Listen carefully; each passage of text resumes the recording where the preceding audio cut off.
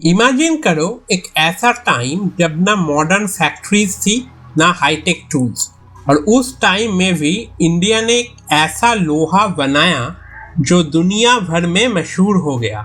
ये था would steel, एक ऐसी टेक्नोलॉजी जो दुनिया के बेस्ट वॉरियर्स, किंग्स और साइंटिस्ट तक पहुंच गई।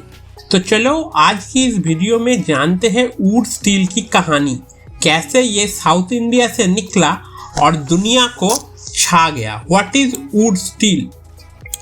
वुड स्टील एक हाई कार्बन स्टील था जो साउथ इंडिया में डेवलप हुआ था, स्पेशली तमिलनाडु, कर्नाटक और आंध्र प्रदेश के रीजियंस में। यहाँ लोग इसे उक्कू भी कहते थे। ये स्टील इतना स्पेशल इसलिए था क्योंकि इसमें कार्बन का बैलेंस परफेक्ट था, ना ज़्यादा ब्रिटल ना ज़्यादा सॉफ्ट, शार्प भी था, फ्लेक्सिबल भी। एक और खासियत थी इसका सरफेस पैटर्न। इस पे एक यूनिक वेवी डिज़ाइन बनता था, जैसे पानी की लहरों जैसे पैटर्न्स, जिसे बाद में डेमास्कस पैटर्न कहते थे। How was would steel made? Would steel बनाने का टेक्निक सिंपल लगता है, पर एक्चुअल में काफ़ी कॉम्प्लेक्स था। लोहे को छोटी छोटी टुकड़ों में क्रूसिबल्स में डाला जाता। ये मिट्टी के स्पेशल बर्तन होते थे जो हाई हीट हैंडल कर सकते थे। इन क्रूसिबल्स में कार्बन रिच मटेरियल जैसे ड्राइड लीव्स या चारकोल भी डाला जाता। फिर उसे सील करके हाई टेम्परेचर पे हीट किया जाता।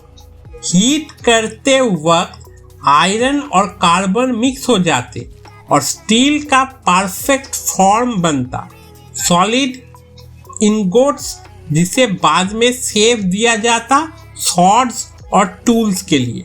इस तरीके से यूनिफॉर्म कॉम्पोजिशन मिलता और क्वालिटी हमेशा हाई होता। Wootz steel's global fame. Wootz सिर्फ इंडिया में ही नहीं यूज होता था, ये एक्सपोर्ट होता था रोम, इजिप्ट, पर्सिया, अरेबिया और चाइना तक।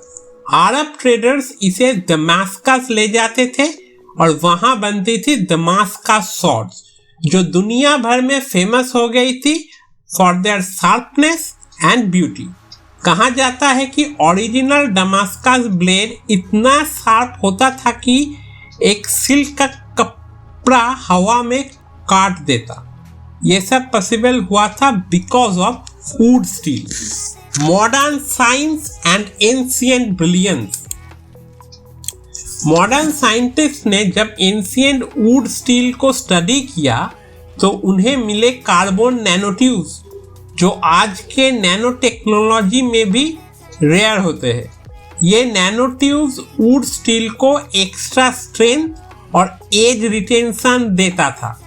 बिना किसी मॉडर्न टूल्स के इतनी प्रिसाइज मेटलर्जी करना सोच के ही गूज़बम्प्स आते हैं। ये दिखाता है कि हमारे एंसेस्टर्स सिर्फ क्राफ्ट्समैन नहीं बल्कि साइंटिस्ट भी थे। Why wood steel died out?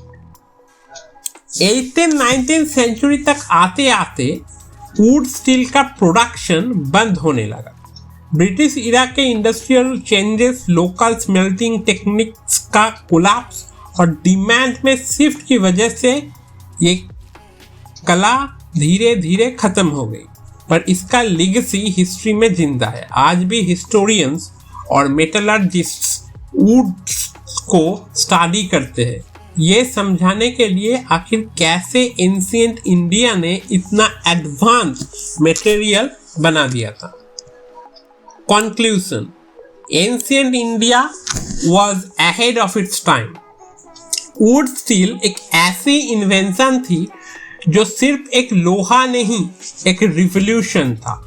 जब दुनिया मेटलर्जी को समझाने की कोशिश कर रही थी, तब इंडिया ने एक ऐसी टेक्नोलॉजी डेवलप कर ली थी जो आज भी मॉडर्न साइंस के लिए मिस्ट्री है। ये हमें याद दिलाता है कि इंडियन हिस्ट्री सिर्फ किंग्स और वॉर्स के बारे में नहीं, बल्कि साइंस, टेक्नोलॉजी और इनोवेशन का भी एक गोल्डन चैप्टर है। अगर आपको ये कहानी इंटरेस्टिंग लगी हो तो प्लीज़ लाइक करो, कमेंट में अपना फेवरेट फैक्ट लिखो और चैनल को सब्सक्राइब करना मत भूलना।